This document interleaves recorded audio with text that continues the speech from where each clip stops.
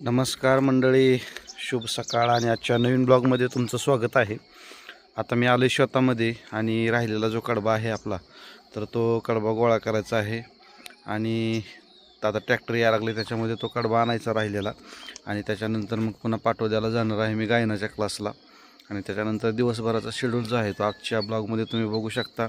जर तुम्ही आपल्या चॅनलवर नवीन असाल तर कृपया पहिलं आपल्या चॅनलला सबस्क्राईब करा आणि व्हिडिओ आवडल्यास नक्की लाईक करा, कमेंट करायला विसरू नका.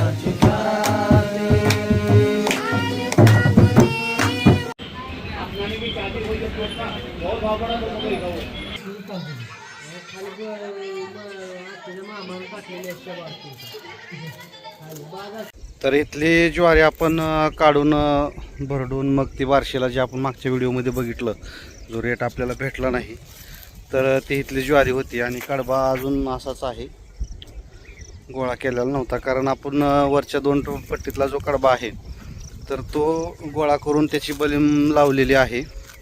आणि हा जो कडबा आहे तो जागेवरच विकायचा आहे, म्हणजे इथूनच घेऊन जाणार व्यापारी. तर ही इतका छान आहे कडबा.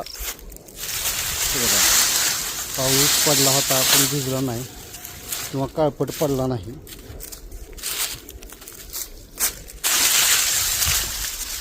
अशा पद्धतीनं मस्त पेंडी आहे. थोडासा कलर खालच्या बाजूला थोडा काळपट झालेला आहे भिजल्यामुळे.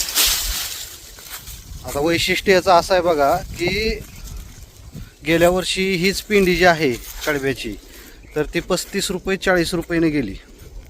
म्हणजे एक पेंडी सरासरी जरी म्हटलं आपण तर 30 रुपयाच्या आसपास, 25 ते 30 रुपयाच्या आसपास ती पेंडी होती. ॲक्च्युली ह्या वर्षी तसं पाहायला गेलं तर कडबा कमीच आहे, पण तरीसुद्धा आता 12 रुपये 13 रुपये 15 रुपये एवढा भाव मागत आहेत. म्हणजे पावसाचा ह्याचा सुद्धा परिणाम कसा आहे बघा, ह्या कडब्याचा सुद्धा. इतकी चांगली पेंडी, इतकी उंच. आणि बघा तुम्ही बघू शकता, मी लावतो ते बघा, माझ्यापेक्षा इतकी उंच आहे पेंडी. आणि ही पेंडी जी आहे ती 12 रुपये 13 रुपयेनं मागत आहेत सध्या. जास्तीत जास्त 15 ते 17 रुपयेपर्यंत भाव चालू आहे. दुधाचे भाव कमी झालेले नाहीत, जनावरांचे भाव कमी झालेले नाहीत, पण कडब्याचे भाव मात्र कमी झालेले आहेत. म्हणजे दूध आहे तेवढ्याच किमतीला आहे, बाकी सगळ्या वस्तू सगळ्या गोष्टी ज्या आहेत त्या आहे त्या किमतीलाच आहेत.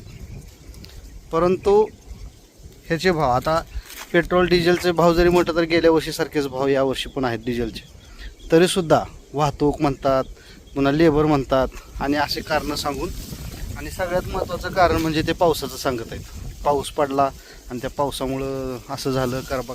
आता आपला कडबा जरी पांढरा असला, पांढरा शिप्पट जरी असला, तरी बाकीच्या इतर काही ठिकाणी भिजल्यामुळं सरासरी सगळ्यांचं भाव पाडलेले आहेत ह्या कडबेवाल्याने सुद्धा. आणि शेवटी बघूयात आता थोड्या वेळात ते येतात, कितीनं जातो कडबा काय ते. आता दुपारचे 2 वाजलेले आहेत आणि या ठिकाणी जे व्यापाऱ्यांनी जो कडबा घेतलेला आहे तर ते व्यापारी आता यायला लागलेत कडबा नेण्यासाठी. तर मी इथं थांबलोय सावलीला. आणि आता पहिलं मोजून घेतो मी, कारण बांधलेला कडबा जो आहे तर ते मोजून म्हणजे त्यांना आलं की लगेच सांगता येईल आणि ते भरून घेतील लगेच. आता हा 5 पेंड्यांचा एक पाचुंदा असतो. प्रत्येक पाचुंद्यात म्हणजे 5 पेंड्या असतात ह्या अशा. तर हे प्रत्येक पाचुंदा आधी मोजून घ्यायचा आणि त्याला मग गुणिले 5 केले की मग आपला पूर्ण कडबा किती आहे तो निघेल. हा पूर्ण पहिल्यांदा मोजून घेऊयात.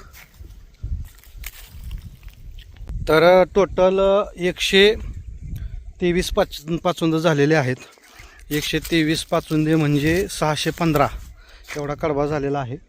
तर हे पूर्ण मोजलेलं. आता सावलीला बसूया तिथं, तोपर्यंत येतील ते आणि मग ते भरून घेऊन जातील. तेच भरतात सगळे, आपण काय नाही, फक्त मोजून द्यायचं आहे त्यांना. आणि थोडं हे परवडतं, कारण कसं आहे हे सगळं पुन्हा भरायचं, त्याला आपण 2 गडी लावणार, त्याला 2 खेपा करावं लागणार, त्याचे पुन्हा म्हणजे त्याचा जवळजवळ 5-7 हजार रुपये खर्च आहे नेऊन बलीम लावण्यापर्यंतचा, त्याच्यापेक्षा जास्तच पण कमी नाही. एकूण एकच पडतंय. नंतर जरी भाव येणार असला तरी पुन्हा कसं होतं की पुन्हा पाऊस, ऊन, वारा, पाऊस सगळ्या गोष्टी आहेत, त्याला झाकणं आहे, व्यवस्थित बलीम लावणं आहे, पुन्हा उंदरांचं टेन्शन आहे आणि नंतर थोडाफार भाव वाढेल पण, परंतु जर नुकसान झालं कडब्याचं तर मग ते पुन्हा भरून येणार नाही. त्याच्यामुळे 17 रुपये भावाप्रमाणे आता आपण हा कडवा विकलेला आहे. तर बघूयात आता आल्यानंतर ते घेऊन जातील.